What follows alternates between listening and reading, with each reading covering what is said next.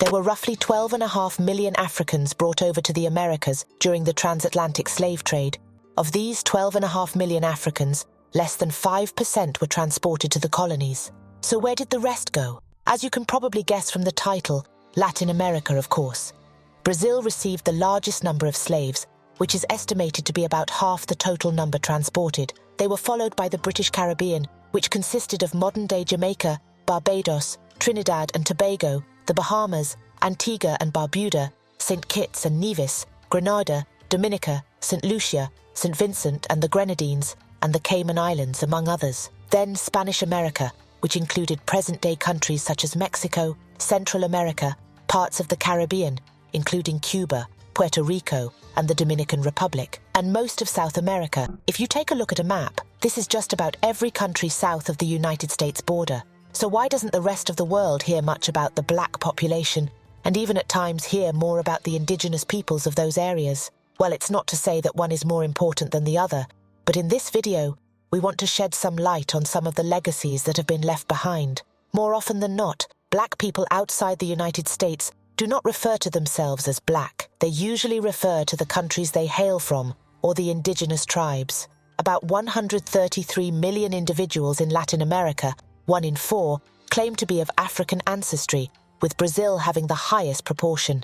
African descendant people have significantly contributed to the development of Latin America, from Mexico to Argentina. Afro-Latinos have been on the continent for more than 300 years, and despite ongoing racial prejudice, their essence can be found in food, music, sports, arts, and political groups. The look and customs of the many sorts of African descendants in Latin America today vary greatly. There are even pockets of communities that were successfully emancipated Africans who had established autonomous communities or colonies across the Americas, notably in the Caribbean and portions of South America. They created their own unique cultural practices by fusing African traditions with aspects of the native civilizations in the area, as well as the reality of their new environments. To defend themselves from slave hunters and preserve their independence, they frequently built fortified towns in isolated or difficult-to-reach places, such as mountains, woodlands, or swamps, and were able to survive for centuries. They are generally culturally assimilated into their host countries,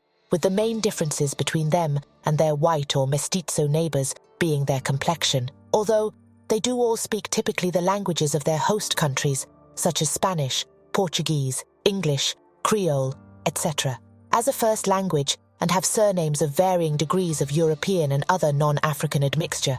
Many of these types of communities are often referred to as Maroons.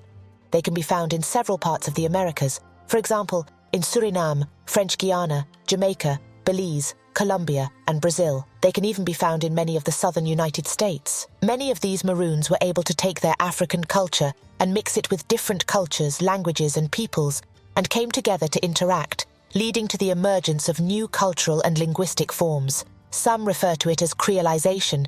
The term Creole originally referred to people of mixed African and European descent in the colonial context. Over time, the concept of creolization has expanded to include a broader range of cultural mixing and the development of Creole languages, which are new languages that emerge from the blending of different linguistic influences. But we will touch upon that in a different video. The Maroons also go by different names in different countries like Quilombos in Brazil, Cimarrons in Colombia and Panama, Garifuna in Central America, and Zambos in Ecuador and Peru. It is only in these communities that it is mostly heterogeneous and has far less non-African mixture and cultural influences than any other group in the Americas, and are almost near full-blooded Africans. Almost all other African descent populations in Latin America have seen significant racial mixing, which has resulted in a variety of novel racial fusions, including mulattoes of mixed European and African descent, Zambos, who is a racial fusion of Amerindians and Africans,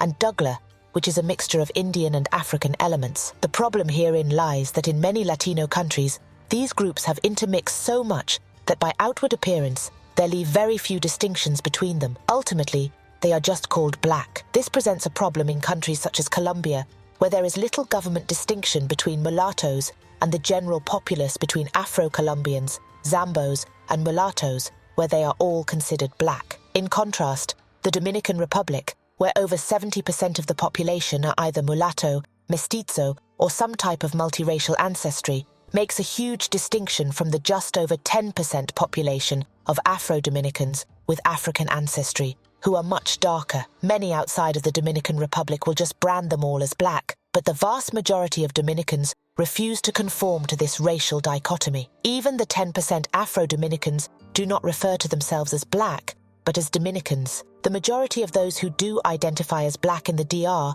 are those of recent Haitian origin. Many nations in the Caribbean have some degree of African ancestry, and even many self-identified whites in the area may have up to 5–10% African genes, which is comparable to the southern states in the US. With an estimated 11% of the population being of African heritage, Colombia's black population is equivalent to that of the United States. The minimal presence of Afro-Colombians in both Colombian and American media, however, could strike some as odd. This is understandable, though, given that the bulk of Afro-Colombians live along the nation's western coast, close to the Pacific Ocean. They constitute a sizable majority in this area, which extends all the way to the Ecuadorian border. Conversely, less than 2% of people in Colombia's largest cities, which are found in the country's center, are Afro-Colombians. In reality, there is a continuous region where individuals of African heritage predominate from southern Panama to northern Ecuador. This region can be seen as the equivalent of Hispanic America's Black Belt, similar to the high concentration of African Americans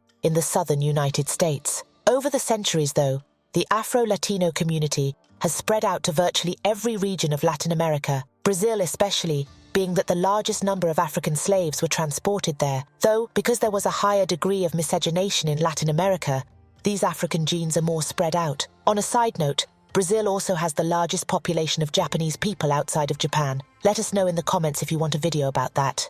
Ultimately, while these Afro-Latino communities still exist and are pronounced today, mestizos and mulattoes gradually migrate towards these areas and either displace or assimilate with them. Many of them will see their cultures and beliefs become absorbed into the incoming mestizos or mulattoes. Over time, these cultures and beliefs will intermix and may become their own independent cultures. Not to be confused with the melting pot theory, though. Think more about the lines of how the Creole culture is today. The African diaspora has had a significant impact on Latin America, with Afro-Latino communities spread throughout the region. From Brazil to the Caribbean and Spanish America, the presence of African descendants has shaped the cultural, social, and historical fabric of these countries. While there is diversity among Afro-Latino communities in terms of languages, traditions, and racial fusions, their contributions to Latin American society cannot be overlooked. Despite ongoing challenges and prejudices, Afro-Latinos have left a lasting legacy in areas such as music, cuisine, arts, and political movements. The richness and resilience of Afro-Latino cultures continue to be celebrated, serving as a reminder of the vibrant diversity within Latin America. I hope you all enjoyed this video. Don't forget to leave a like and subscribe to be notified when new videos go up. Thanks for watching, and we'll see you in our next video.